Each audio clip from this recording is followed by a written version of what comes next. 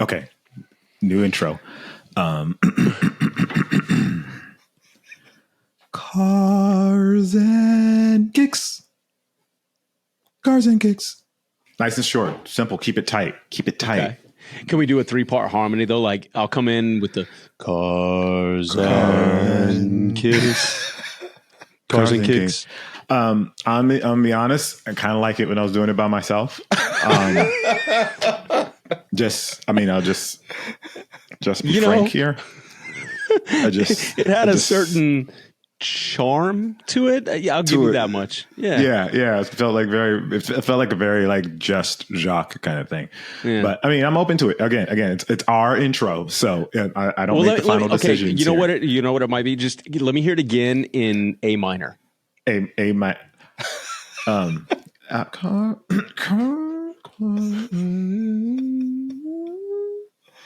You know, this is going to take too much time.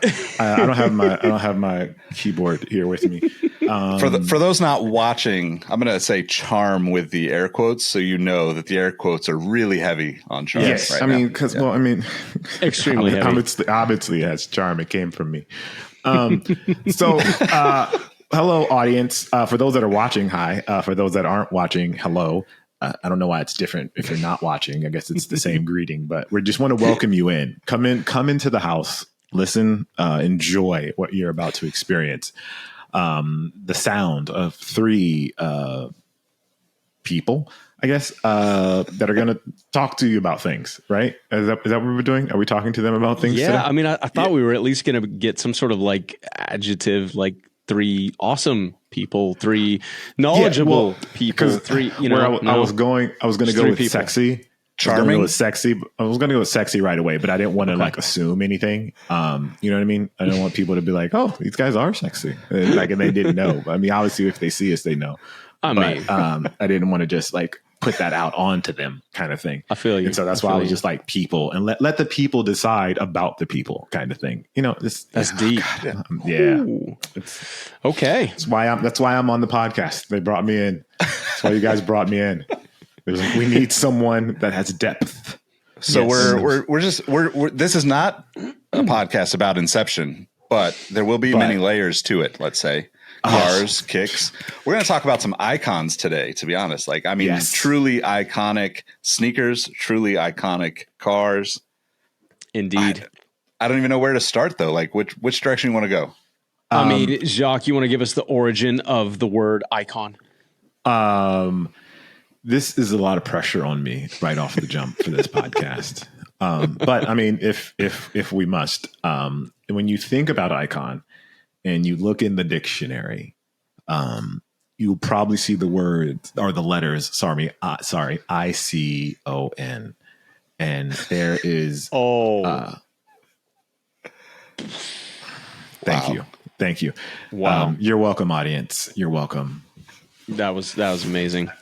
I thought he was going to go a different direction with that. I thought it was just going to be like, it's a picture of Beyonce, you know, like, I mean, which would be an alternate, or it could be a picture of Taylor Swift, or it could be a picture of Michael Jordan, or it could be a picture of Art and Senna, Sevi Ballesteros, could be or Michael Schumacher. It could be a picture of a 911, an Air Max. I just randomly throwing those out there. Okay, I like that. Icons. That. You know, just saying. I'm going to make this a really obvious transition. Hey, Eric, tell me more about the 911. The 911. Let's go deep into the history of the 911. Yeah, let's talk about it. No, I think just to take your beautiful segue there and run with it. Man, the 911, the new hybrid 911, Porsche just recently announced that they're finally going hybrid on their iconic 911, which is it's a huge jump for the purists, I guess you could say. Okay. 911 is arguably the most iconic sports car in the world. I don't care if you're into cars or not into cars. You see the silhouette of a 911, which has evolved but hasn't dramatically changed since its inception, and you know what it is. Even if you're you, Jacques, that doesn't really, know a whole. Oh no, you do. I forgot. No, yes, you know a lot about cars. I forgot that part. I'm playing the role of the layman. I forgot that part. Here on this podcast. Yes, but that's what it was. I'm very well educated in the history of the 911. But no, it is, talking about the kind of the evolution of an icon and the end of an era. These are all things these terms that we hear when it comes to cars and even sneakers, and we'll get into that in a minute. But the biggest thing here, the headline, so to speak, is the 911 going hybrid, right? Hybrid technology. I think we're starting to see people kind of understand a little bit more about it. For the longest time, the non-car people, you hear hybrid, you assume Prius. They were kind of first to the table, right? In the consumer market anyway. And a lot of the purists and car guys, which I feel like I'm one of the biggest car people in the world, but I'm different and I'll get to that in a second. But when you would hear hybrid or electric or whatever, it was almost like you were saying words that shouldn't be spoken.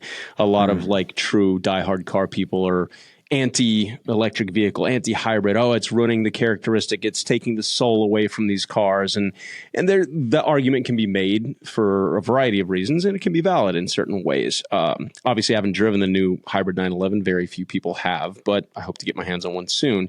But I will say this, like, things change, times change, and the 911 Porsche hung on for so long. They've been in the hybrid world and the electric world for a while now.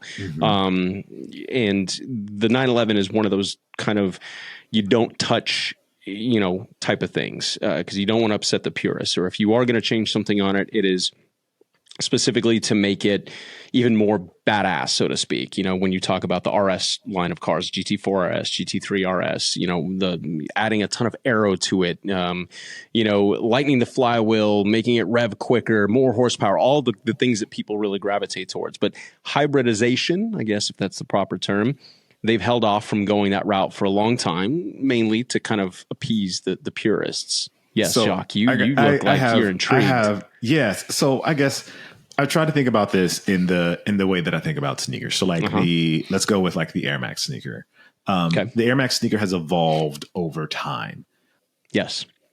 And it's changed. They've added new technology to it. But if you want an OG Air Max, you get the OG Air Max. But if you want an updated Air Max, you get the updated Air Max. From what I'm hearing, car people, that's not enough. They want it to always be the same and never change. With a car like the 911, there's some validity to that. Nick, you look like you had some thoughts on that. Well, there's some truth to it, but it's one of those things where imagine, like, if you look at the Air Max, how it evolves, there's still retros of those original products that come back, right? We still get retro Air Max shoes from various years. The car equivalent of that for the 911 is more, I'm just going to go seek it out and buy the old version, right? Like talking about the evolution, the manual transmission went away. The truly manual, 3-pedal setup went away years back, right? Eric probably knows the exact year. And that is like something that you would seek out if you wanted it. Now, one thing that you could relate on the sneaker side that Eric mentioned is the silhouette of the 911 is 1,000% recognizable by just about anybody. When you say Porsche, that's what you think of. There's many versions of the 911. There's many Porsches, and there's obviously different cars from Porsche. But when you say Porsche, you think of the 911. And I think from a sneaker perspective, you say Air Max, and you either think of the Air Max 1, the original from 1987, or maybe you think of the Air Max 90 or the Air Max 95. Those three are kind of the pinnacle. And I think there's probably some of that on the Porsche side as well. Definitely. I mean, you've got models throughout history that stand out. Speaking of like relevant terms, they're about to release another Bad Boys film, right? That 911 Turbo 3.6 that Will Smith's character drove in the first Bad Boys will forever be my like poster car. I love a lot of different 911s. Is that the best 911 ever? Probably not. It's great, but it is the most iconic of the icons, so to speak, in a lot of ways. And in the car world, it's kind of like the sneaker world in this regard, right? Like they're the people that will buy sneakers and they'll wear them all the time. I was just out working on my truck in my Jacques' favorite shoes, the Panda Dunks, which appropriately enough, they were getting beat up because I'm working on my truck in them. Right. But, I will wear my sneakers and I don't really put anything on ice, and probably because I don't have 4,200 pairs like Jacques does. But, I do wear my stuff. In the car world, it's similar. You'll have guys that will park these vehicles and never put miles on them, and don't want to get rock chips and stuff. And they hold value and they become collector's items, et cetera. But there's a whole other conversation here about use case and how sneakers and cars are bigger than just the practicality. They're to what we talked about before, just forms of self-expression, et cetera. But without going off on too big of a tangent with the 911, yes, there are icons throughout history. And Nick, you also touched on something about the manual gearbox kind of going away, et cetera. That's another kind of hotter topic here with the new 911 is the hybridization took all the headlines, but there will be no manual 3-pedal 911 as of 2025, which is... Porsche's been known to say things like this and then, actually, we're going to hold off for a little bit and the next generation will be no manual. So I will believe it when I see it. But if that holds true, that's arguably the bigger talking point within the car community, because that's a big one to let go of, So is it challenging for these car manufacturers to make these old versions of the car? Like I get like you want once it's done. Like you kind of want to have that moment with the car where like, okay, this is a 1994 turbo. And like that one is like, it's never going to be made like that again. So it's not like in the sneaker world where if we do an Air Max 1, it came out in 87, they do another one in 2004. And then in 2024, they have another one as well. And it's the same sneaker silhouette. Porsche, they just do like, this is it. Like if you don't get it in 94, fam, you out of luck. You got to buy one on the aftermarket. But I will say the aftermarket for cars is much different than the aftermarket. Like if you think of sneaker customizations. So like with Porsches, for instance, you've got, Singer, you've got, Gunther Works, all these like truly like factory built old cars. Like they weren't built by the Porsche factory, but they were built by a team of engineers that are completely capable of building a car that is unbelievable. There are people that this is a contention point in the car world too for a lot of people, because do you buy a brand new 911 that you spend, $200,000, $300,000, $400,000 on, or do you go have somebody build you a modified version of that 70s, 80s, or 90s Porsche that you loved, and it gives you all the luxury of 2024 in a 1978 package?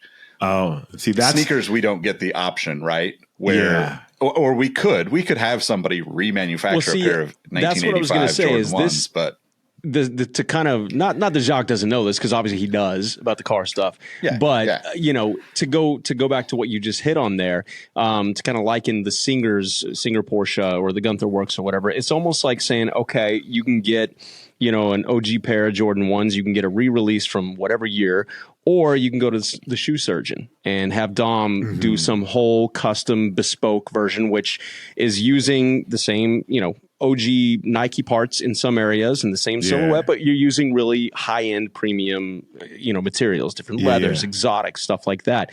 And that gives you, the consumer, the ability to say, I've got a 1-of-1, or I've got a 1 of 25, however many got released. And so that's a whole other, a thing that doesn't appeal to everybody. Some of the purists would rather spend, thousands of dollars on a dead stock pair of OG ones, or a 911, a 993, for example, that has 300 miles on it that's never been out of the garage. They'd rather spend money on that versus going to, Singer and dropping $500,000 plus to have arguably an extremely well executed, modernized version of an old school 911. version. If that makes any sense. So why are people so mad about the hybridization? Is it like, is that all Porsche's doing from now on?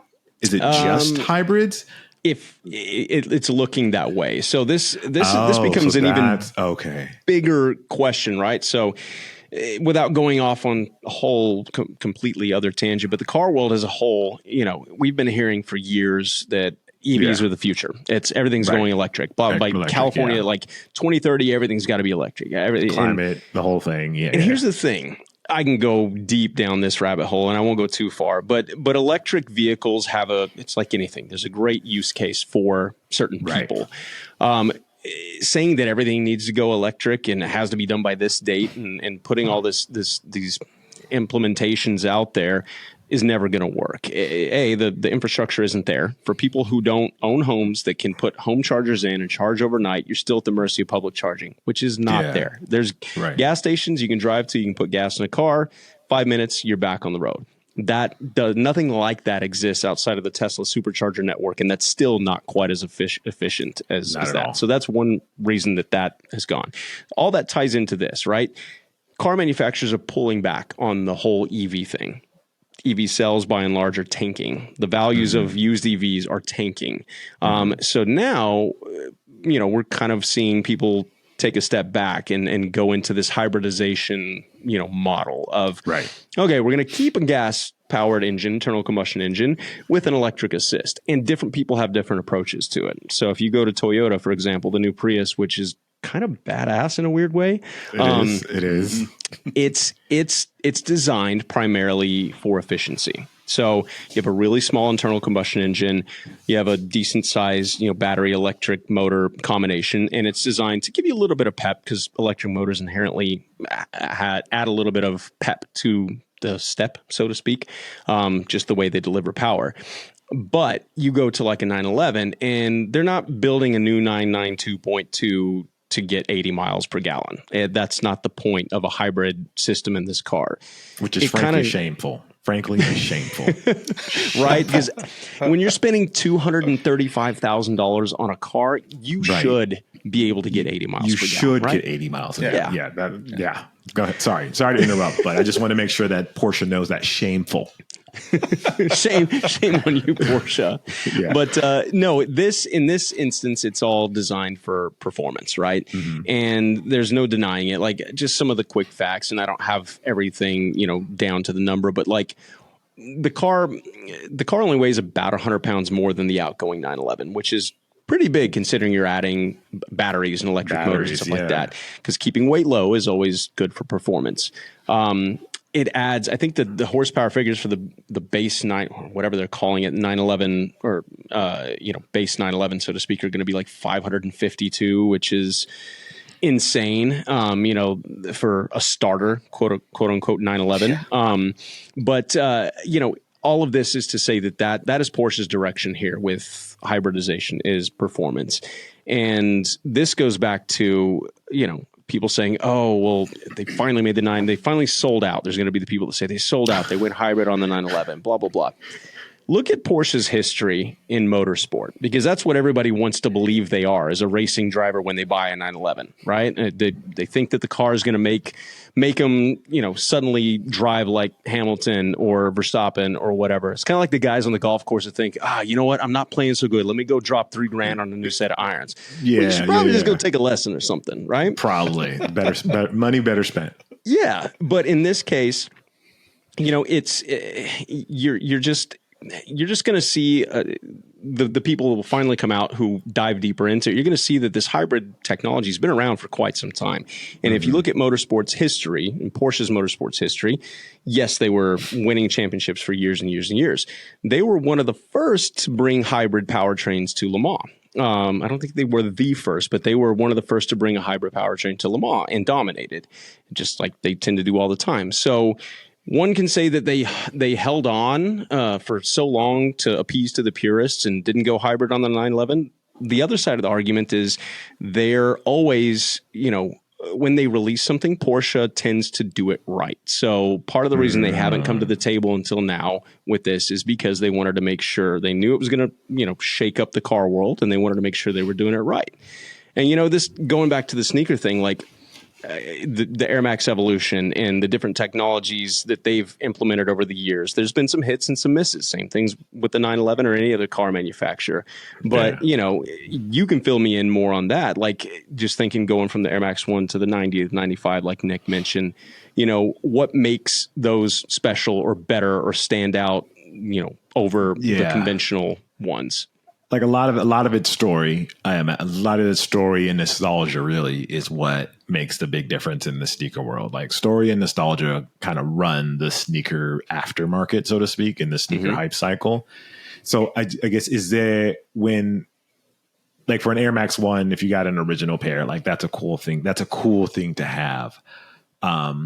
But it doesn't necessarily give you any more bona fides than someone that has a new pair of Air Max 1. It gives you, okay, like he's a historian, so to speak. It's like, oh, okay, he has a collection. That's his thing.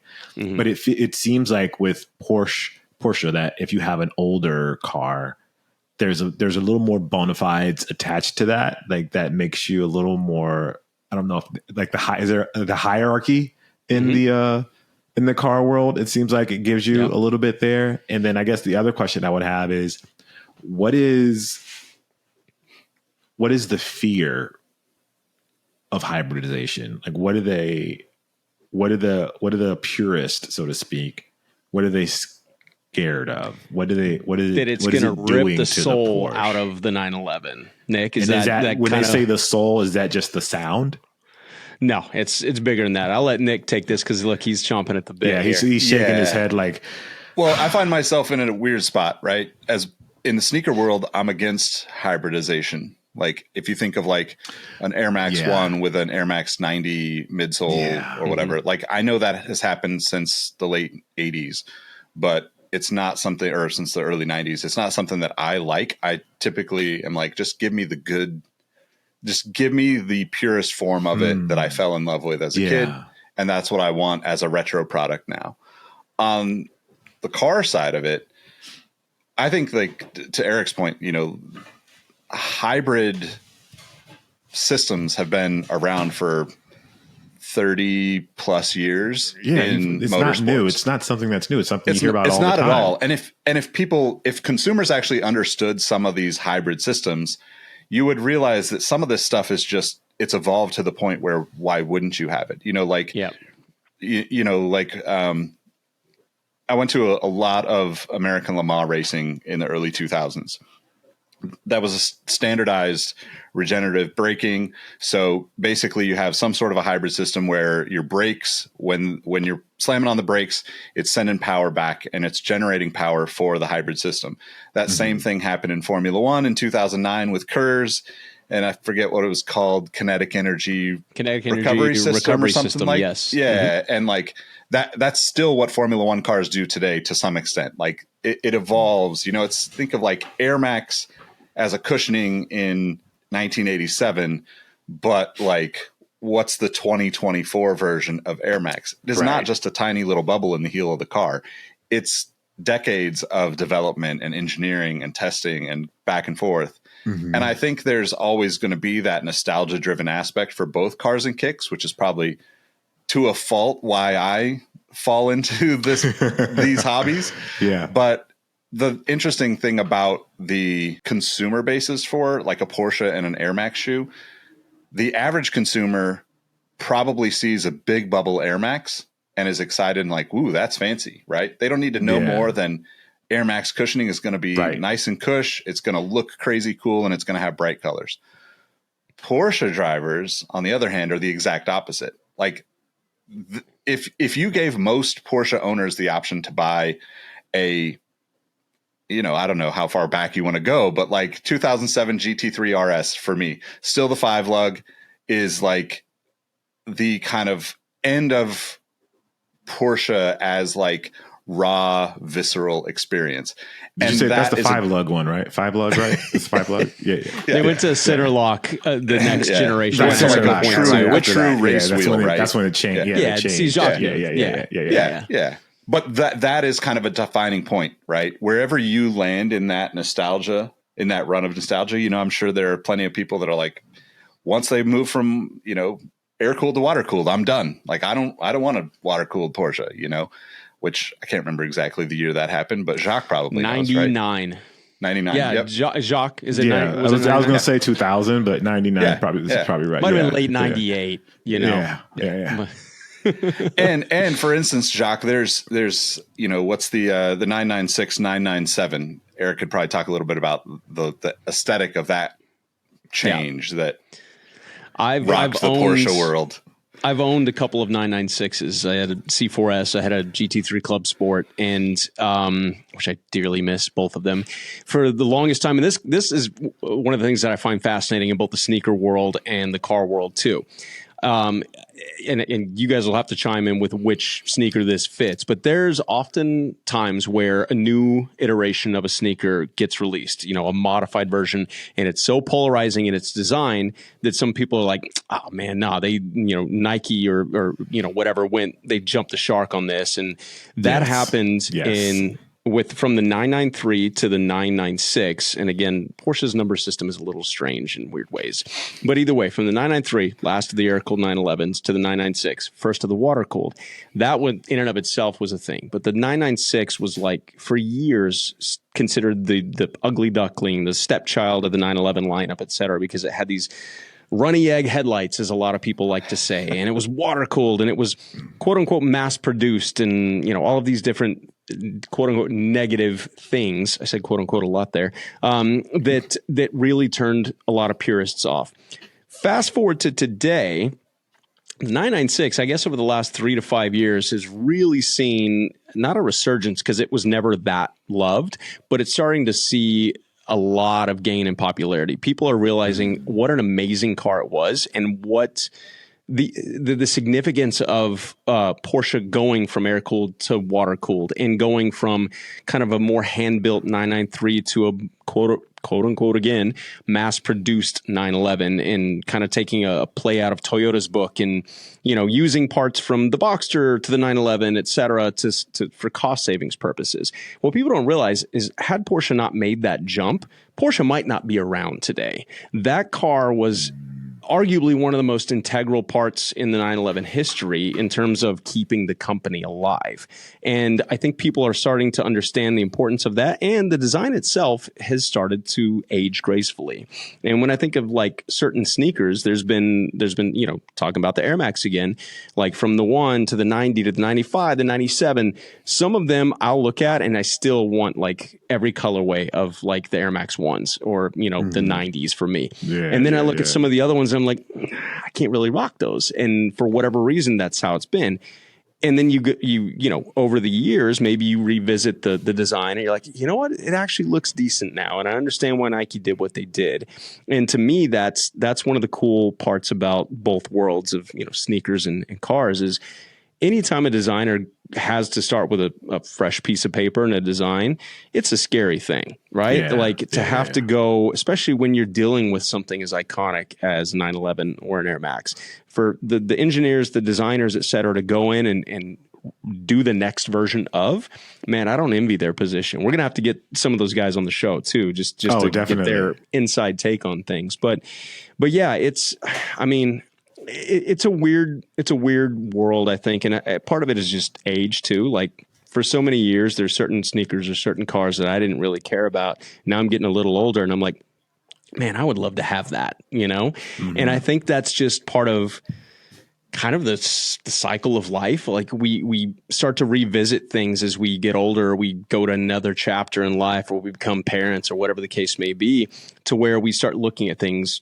in a different light and through a different lens. And I think a lot of people are going to look at the newer 911 here and in a few years. And yes, it may be the 996 of this era where it's the first hybrid 911, but I think people are going to look and be like, man, they had to do that to stay up with the times, because if Porsche wants to consider themselves a bona fide supercar fighter, which they make amazing sports cars. They do have a couple supercars, but their sports cars have rivaled supercars at a lower dollar value. They're not cheap, but when you're taking on your $200,000 car, taking on $500,000 plus cars in the performance world and beating them, you don't want to lose that aspect of it. And it's gotten to the point where the naturally aspirated 911s or the turbocharged 911s without hybrid kind of run their course. And in order to compete with whatever's coming in the pipeline, they had to go this route. So I think it will slowly be appreciated for what it is as time moves on.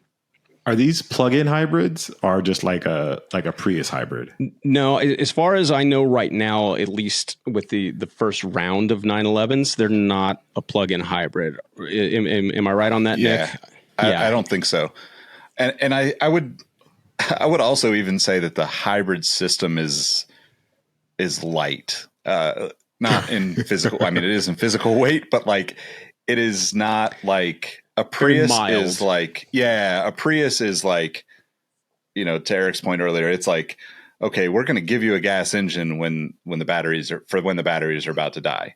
The Porsche is just the opposite. It's like, hey, we're going to put a little hybrid system to make sure you have, power to the front wheels if you want. Yeah, exactly. Kind of thing. Okay. Okay. It did make me think, having that background on the 911, on the 996, right?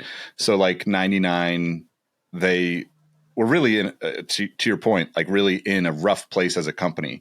Mm-hmm. And I think that I never really thought about that, the tie until this conversation, but I think it's like, you don't really know what's on the other side of that. When a company hits the fan, so to speak. Yep. You could kind of relate it to the sneakerheads out there listening. The Jordan 3, right? We all probably have all heard the story. The Jordan 2 didn't sell well. It was there was a point behind the scenes where Michael Jordan was going to leave Nike and go do his own thing. Wow. That may be another episode for the future, but that company came back. I don't know if you remember, Jacques. That company came back about 10 years ago now and massively failed again. So good thing MJ didn't go and leave Nike. But the cool story behind it is that Tinker showed him a shoe that didn't have the Nike swoosh on the side. The Air Jordan 3 has the elephant print, on the sides, has a big Jumpman, his own logo on the tongue, front and center. And I think that has become one of the most iconic sneakers of all time, if not, to a lot of people, that is the most iconic sneaker of all time. Yeah. And it's really interesting to think about how it can go either way, right? Like it can go, where people could say, I'm done with this and it's the end of it. I don't want a Porsche anymore, until they go back to, our standards shaped headlights.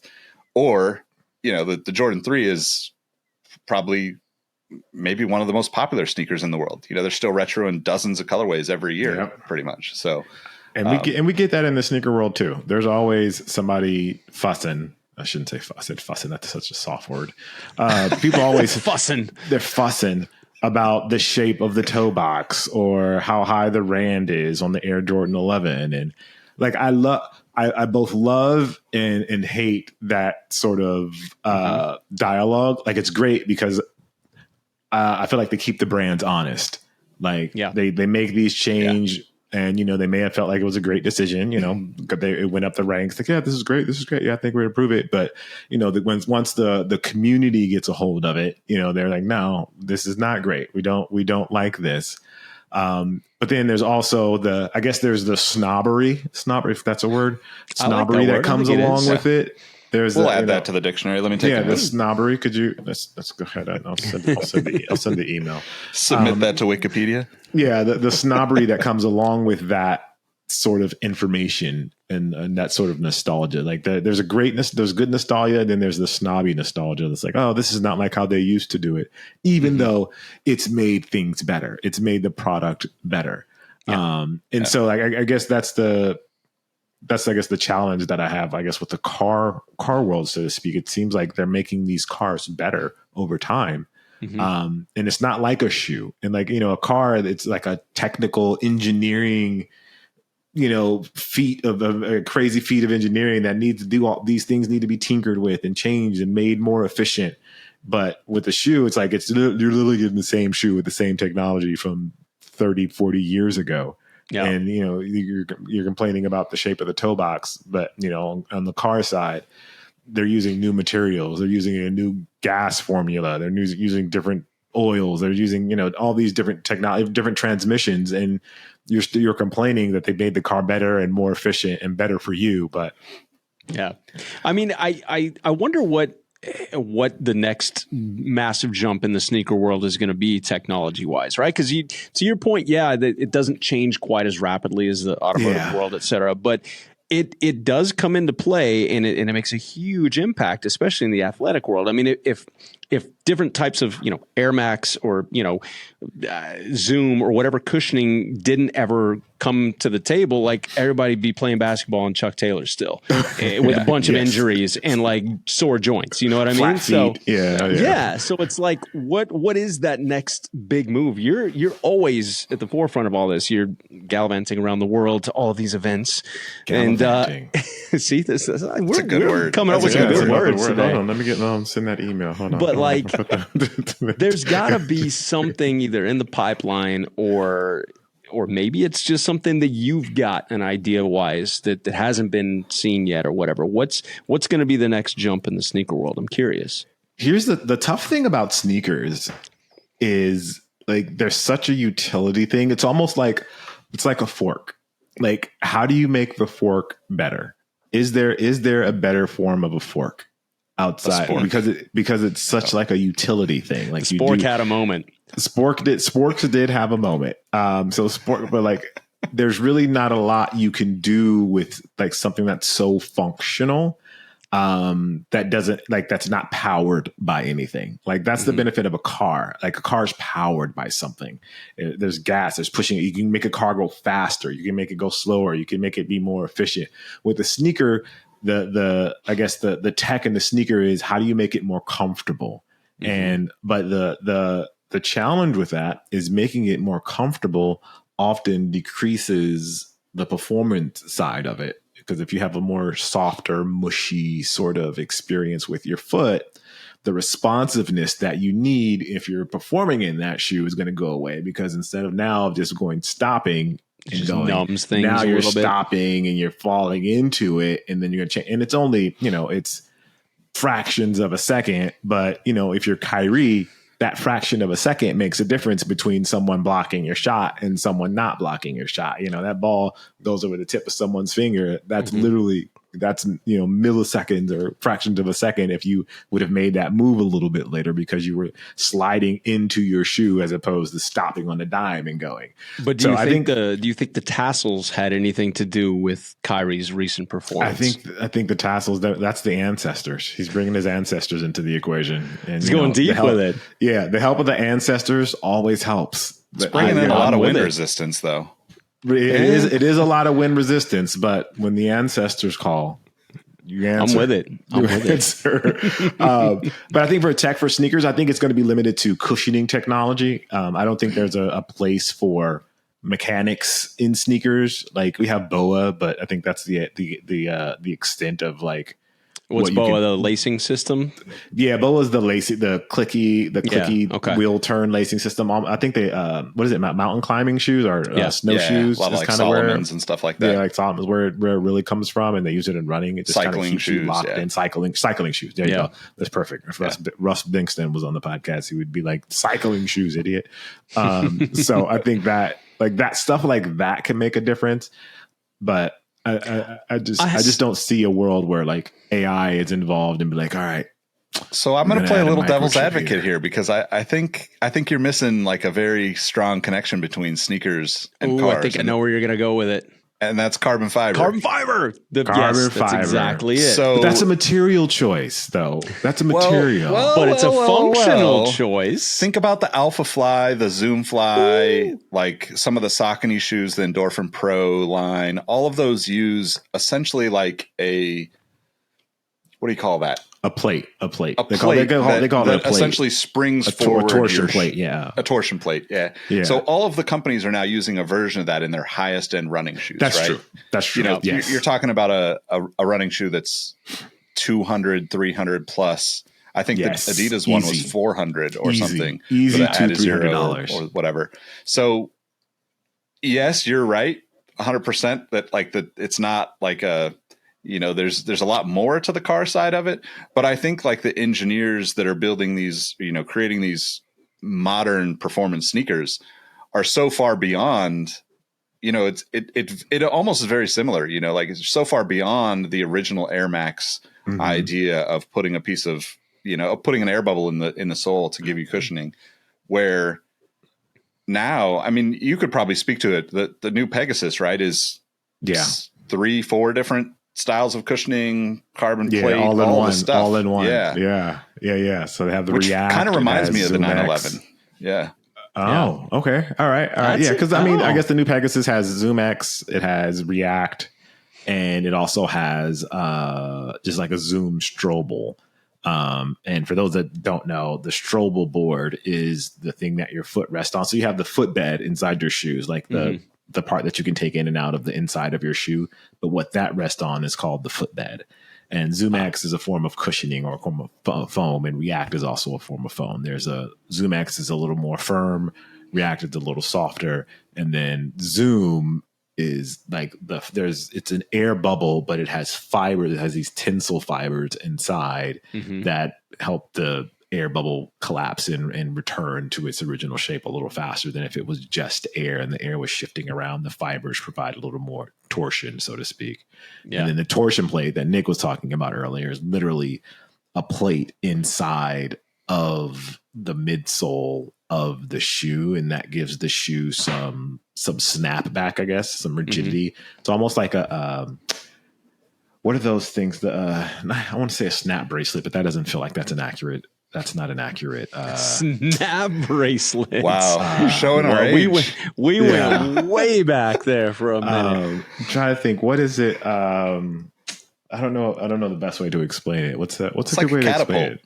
You know? Yeah, kind of like a catapult. Like it's inside the shoe and it doesn't bend as much, so you snap back down or snap up a little faster than you normally would if the plate wasn't inside. Yeah. See, and I would love to figure out who the first person behind putting carbon fiber into these shoes was, because I would bet money that inspiration came from the motorsport world.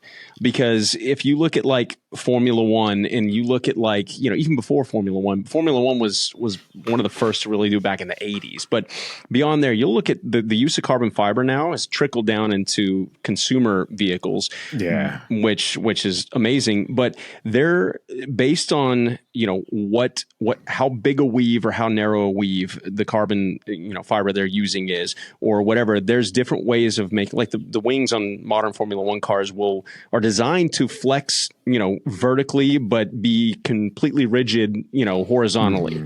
And that's for performance purposes. And I guarantee you, whoever designed this insole or this plate, you know, for these shoes was looking at that as a source of inspiration. Because at the end of the day, all these things that we're talking about, you know, even think of the names, Zoom, React, all of this stuff. It has the core is performance, right? Performance, yeah. And so I've always found it fascinating, you know, not just the culture part of sneakers and cars and, you know, cars and kicks. It's more of like the technology. I feel like that there's a lot more that crosses over that we're not even aware of. That we're not even aware of. That'd be a fascinating interview. Yeah. The thing with carbon fiber, though, I feel like it's such a aesthetic choice with cars and sneakers these days. I feel like it's so much more of like aesthetically as far as instead of performance. Would that be accurate? Yes and no. I feel like it was an aesthetic choice solely in the car world back in like the 90s when people were buying carbon fiber dashes off of like whatever JDM websites there were to put into their car, which literally Shots fired. Makes no. I had it too. But like, if you think about it, the whole purpose of carbon fiber as a technology in cars and shoes is performance and lightness, right? Yes, so here we were spending money to add weight to our vehicles just so it would quote unquote look cool, which is always subjective, you know? But yes, I think you have a point with that. A lot of it is aesthetics, but from a consumer standpoint, they make their choices based on whether there's visible carbon fiber in the midsole of a sneaker or on the dash of their car. But you know, like it's in so carbon fiber and carbon fiber in, you know, infused plastics, et cetera, are used so commonly nowadays in even the most mundane cars, specifically for performance and lightness. So you know, maybe the general consumer doesn't appreciate the performance aspect of it as much. They're still just on the it looks cool tip. But yeah, Nick, you got thoughts on that? Yeah, I mean, I think in theory, yes, like from a consumer's perspective, it's an aesthetic choice, right? You know, like it's kind of like what you're talking about like Kyrie needing that 10th of a second to make a shot, right? Yeah. We don't need a carbon fiber. We don't need, you know, to lose 30 pounds. I mean, maybe I need to lose 30 pounds, but like my car doesn't need to lose 30 pounds. But like, you don't need to lose 30 pounds. The average person is never going to notice if a car weighs. I mean, Eric and I, being people that are like heavy into the car stuff, probably wouldn't notice. We might notice 30, but we probably wouldn't notice 10 pounds or 20 pounds. Wait, you know, are like you telling me you guys would notice a 30-pound difference in the weight of a car? It depends on where it is in the car, yeah, but it depends absolutely. on where it is. But yeah, like if you're talking about just 30 pounds overall, maybe not. If you take, you know, whatever it is, say 5.5 pounds per wheel off to get close to that 30 number, you're absolutely going to notice a difference because it's without going too deep, it's called unsprung mass. It's, you know, outside of the suspension, everything like that. The way the car steers, brakes, accelerates is going to be affected dramatically. And so yeah, it makes a big difference. And again, I think that can, you know, that can be tied into what you were saying about Kyrie and everything. Like your average, you know, basketball player, they may think they feel something or may think they can do, you know, whatever based on whatever marketing was pitched to them. But guys like Kyrie, I guarantee you, they can feel it, you know, and it is going to make a difference. So that's, I mean, it's that type of stuff, whether or not, you know, it affects me personally. Like I'm going to be able to play basketball better because of this or whatever. I buy into that. I'll be honest about that. I buy into the hype. I buy into the marketing because it's cool, you know? And I feel like at the end of the day, yes, there's a use case for every car out there, and some are built to go off-road, some are built to go fast around corners, sneakers, some are built for the golf course, some are built for the basketball court, etc. But I'd be lying if I didn't say that a big part of my buying factor goes into how cool does it look, and not to impress other people, but am I going to look down at my feet and be like, yo, those are fire? Am I going to park my car, go into the grocery store, stop for a second, look back at it and be like, man, look at that thing. Absolutely. Yeah, I'm not going to drive anything that doesn't make me feel that way, or wear something that doesn't make me feel that way, you know? Yeah. Yeah. I wanted to circle back a little bit on the carbon fiber thing. So to the best of my knowledge, the first shoe that was mass produced that had carbon fiber is the Shack Attack in 92. Reebok Shack Attack. Shaq's first 92, really? Yeah. Wow. The first time I'm aware of it in a running shoe is actually the Reebok Instapump, which is designed by Steven Smith, who is designer, who's done all sorts of things, who, to your point, Eric, he does also race, you know, like amateur racing on the weekends. He has for years. So I think the other thing that I wanted to kind of talk about a little bit before we wrap up is, if you think of like that carbon plate, how Jacques was showing and the springboard effect of it, from a type of racing we probably won't talk about as much, because I know Eric and I are both into like road course type racing and you know, like track racing. Drag racing uses a very similar, like, you know, like you'll have wheelie bars off the back end of a car to keep that balance and propel the car forward. And even, you know, coming from like Hondas and front wheel drive cars, some of my friends had wheelie bars on the back of their car because they were creating so much power that they needed to keep that minimize power weight shifted transfer to the front, So that 30 pounds that we're talking about, depending on what you're doing, it's kind of like if you're driving like to tie this back into the 911s and stuff. If you're in like a 70s 911, 912 era Porsche, that car weighs probably pretty close to what like my 92 Integras weigh, 2,400 pounds ish, depending on low 2000s, how the car is set up.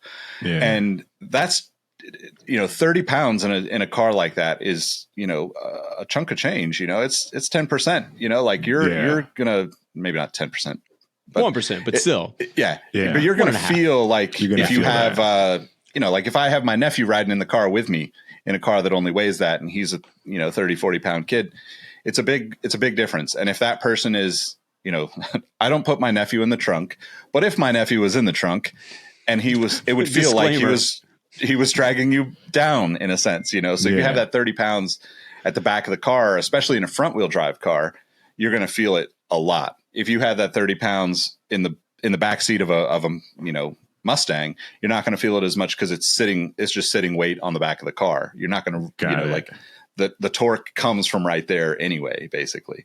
So it's interesting to think about. I think I personally buy into all of the carbon fiber usage anywhere. Like if I can have carbon fiber, everything. I've got carbon fiber camera tripods, anything that I can do to reduce the weight of just my normal daily type of things, I'm all for it. So all for it. Okay. So to wrap things up, Porsche 911's going hybrid. People are upset because they feel like they're going to lose the soul of the hybrid, of the 911. Soul of the 911. Although it's making the car more efficient. And is it faster as well? You did say it's faster. That's the main point, is it's quicker. And it's faster. And the funny thing is efficiency ties into both performance and fuel economy, so to speak. So in this regard, I don't know what the mile per gallon numbers look like yet, but it is definitely going to be quicker. I mean, they're talking like, again, whatever the base, I think they're getting rid of the 911S. I think it's going to be 911 GTS, and that's it for starters. I might be wrong about that, but either way, I think the base 911, they're talking 0 to 60 sub 3 seconds, which is, I mean, I was around when if you broke 60 miles an hour in 5 seconds, you were really moving. And now we've got, I mean, I just got a Rivian R1T, which is a whole other topic we'll talk about soon, but that is a 7,300 pound truck that does 0 to 60 in 3 flat. And it's insane. And it's all electric. And again, there's going to be haters that are going to be like, wait, Eric, I thought you were a car guy. Why are you buying electric cars? Blah, blah, blah. I thought you were a car guy. There's a whole use case for it that I will talk about on another episode. But my point is electrification, whether it be full electric or in hybrid form, gives performance numbers that are just cannot be matched in straight up naturally aspirated, turbocharged, whatever, supercharged internal combustion engines. It just can't. So thingamabobs. Don't forget the thingamabobs. Yes. Internal combustion thingamabobs. Got it. Speaking of thingamabobs, real quick, you mentioned drag racing, Nick. Like those that are listening won't be able to see it, but this is a connecting rod out of a 12,000 horsepower top fuel dragster. It was given to Enzo when we went to the NHRA, whatever the race is here in Texas. So I do go to drag races as well. That's cool. I saw that in the background. And I was wondering if you're going to talk about it because I recognized it. I recognized it right away. Would you like me to talk about my snake plant? I recognize that too, and just I'm a well-rounded kind of guy. Well, thank you guys for listening to this episode of Cars and Kicks. I'm Jacques Slade, along with my co-host Eric and Nick. We appreciate you guys for listening. Make sure you leave us comments. Let us know, what do you think about carbon fiber? Is it aesthetic? Is it performance? Is it both? Would you be spotted with carbon fiber on your car, or do you want a whole carbon fiber car? I think that's probably a good answer. I want to meet the person who wants a whole carbon fiber car. They exist. You probably have some childhood trauma that I need to talk to you about. Yeah. We talked about other previous you, episode. Nick. I was raising my hand for those that aren't watching. So yes, we'll get into my childhood trauma in a future episode as well when we talk about full carbon fiber cars. Man, we're gonna go down some journeys on this show that we never knew possible. Childhood trauma, beautiful. cars and kicks. It all ties in. Yeah. Get your carbon fiber. We're here to help. All right, y'all. folks. Thanks for listening. Thank you. Peace.